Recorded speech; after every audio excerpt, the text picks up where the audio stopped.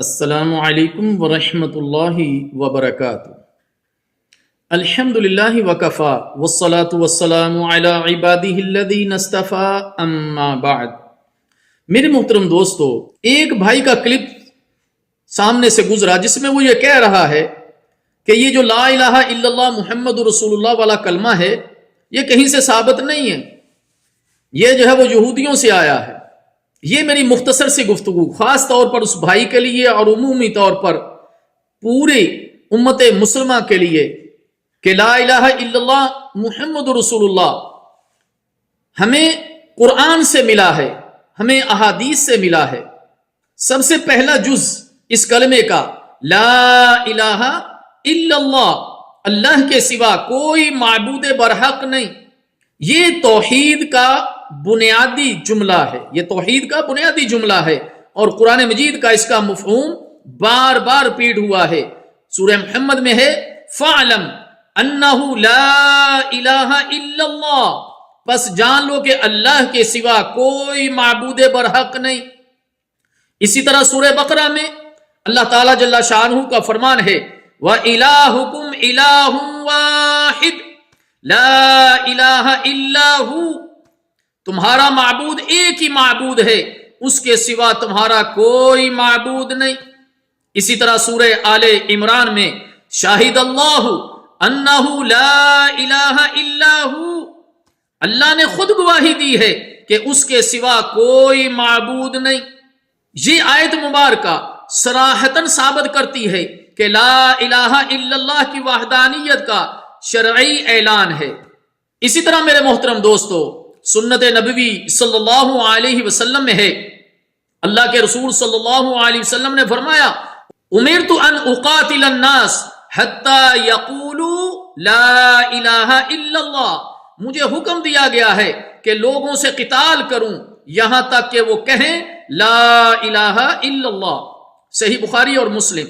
ایک اور حدیث میں ہے من قال لا الہ الا اللہ دخل الجنہ، جو لا الہ الا اللہ کہے وہ جنت میں داخل ہوگا۔ صحیح مسلم۔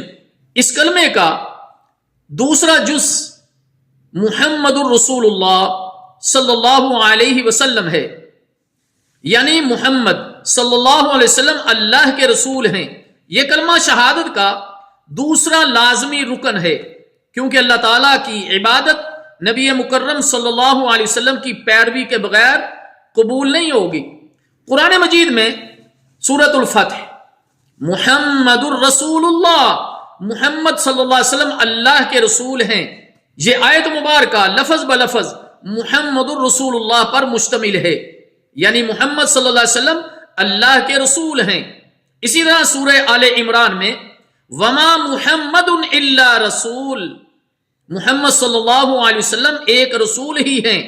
اسی طرح سورۃ النساء میں من یطع الرسول فقد اطاع اللہ، جس نے رسول اللہ صلی اللہ علیہ وسلم کی پیروی اطاعت کی اس نے در حقیقت اللہ کی اطاعت کی۔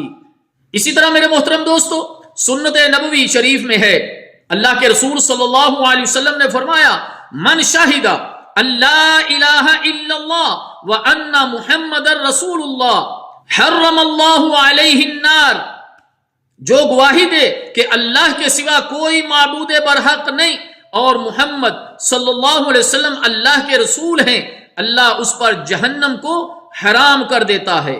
صحیح مسلم۔